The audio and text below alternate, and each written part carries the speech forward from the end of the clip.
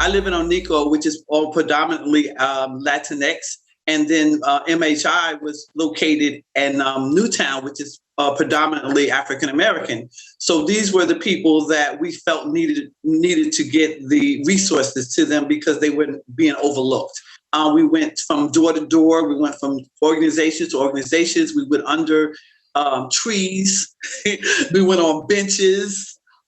We met the people where they were, and that was something that a lot of the other organizations weren't able to do because they didn't have the connection that we at MHI had built. So at the farmers market, we have been able to do a distribution each month where we're donating between 400 to 500 boxes of food.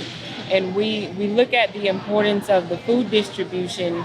We are able to also identify other needs that they may have, whether they need rental assistance, utility assistance, or any other assistance with Medicaid or signing up for different benefits and linking them to care or linking to them to insurance.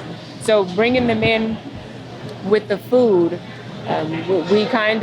we don't assume, but we know that if people are having a need for food, there's a chance that they are having other needs. So we want to be out here addressing those disparities and trying to provide assistance as a whole. So the Healthy Teens Coalition is an organization that works doing peer education. We have teen health educators who we recruit from high schools, and they do education with people their own age about all sorts of health initiatives and health issues.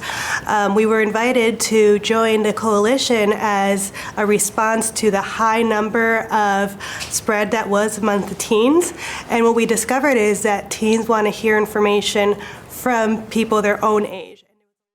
Before the pandemic, children were also receiving on-site healthcare examinations, health education, and other services. The Multicultural Health Institute was actively involved by interacting with the participants and providing health education. Dr. Merritt and the MHI staff actively participated at Light of the World Church and other locations to address this critical need.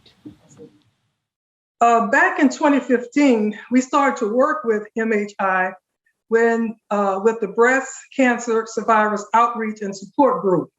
And the Links partnered with MHI and WBTT to sponsor a play entitled Life in the Cancer Lane back in 2016. To this day, we continue to partner with MHI in breast health awareness. The collaboration and a partnership has continued to this day. We have also provided some assistance with MHI around the excellent community outreach and services of the COVID-19 pandemic. Well, hello, my name is Jan Boeher. I'm the Director of Civic Engagement and Training for Resilient American Communities, and in that capacity, I have been providing technical support for MHI. So my initial function with MHI was to provide a dashboard and to provide the data that was very hyperlocal, really being able to look into the neighborhoods at the zip code level and to train some of the interns. MHI has an internship program with students from New College of Florida. And those students learned how to track COVID and to be able to give weekly reports. And those weekly reports that they gave that were specific to COVID got everyone on the same page. And they had been doing beautiful work on health disparities for years. And so the dashboard really helped to unify in a crisis many partners who had been working with, many of whom had been working with each other for a very long time. Good evening. My name is Annelisa Klingener, and I am the Family Support Coordinator for Unidos Now. We have an ongoing partnership with MHI to provide education, support, and access to health resources for our minority communities. We have worked closely together during the pandemic and beyond. I was in charge to promote and share with the community upcoming events in the counties of Sarasota and Manatee. We together reach a large amount of people by being present in the community, providing health and education resources that otherwise will not have been available to them.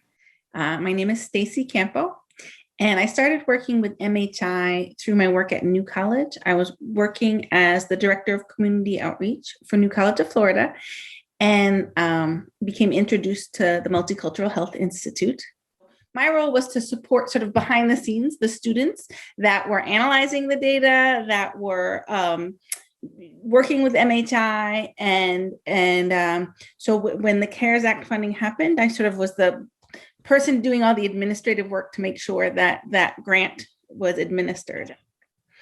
So another way that I collaborated with the Multicultural Health Institute was through Visions of the Black Experience, an annual film festival that has been put on for the previous few years.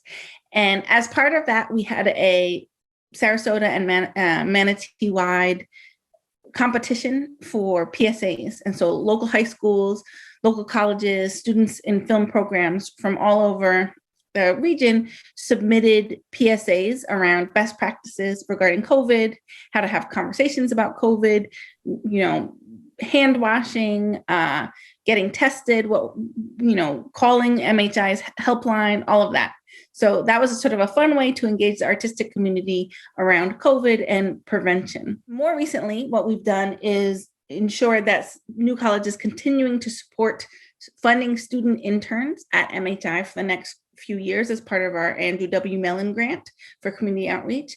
So every year we are supporting 1 to 2 students to continue to do the outreach work, to continue to do the data analysis work, and just support the wonderful work of the Multicultural Health Institute. My name is Rebecca Forero, and I'm the president of the Gulf Coast Latin Chamber of Commerce. As we all know, the COVID pandemic has been very difficult for everyone in our community. But everything in life has a lesson behind to learn. And as a community, we must learn that collaboration is the key to succeed. No matter how difficult is the situation we have to face, together we are stronger. So working with the MAT team, specifically with joining forces with MHI, that's what we did. It wasn't just about masking up, promoting tests and vaccines. That social distance that we were forced to live with, that was the opportunity for us to understand that tying and creating partnerships was the key to succeed. We had to come together, and we had to create forces to go out and work for our community, because before that we were just different organizations working on our sides. But that time when we were called to be a part of the coalition for our Gulf Coast Latin Chamber of Commerce, working hand to hand with MHI was amazing. The leadership of Dr. Merritt, everything that she put into this was just an example to follow, not only for our community, but for our Latin chamber as well.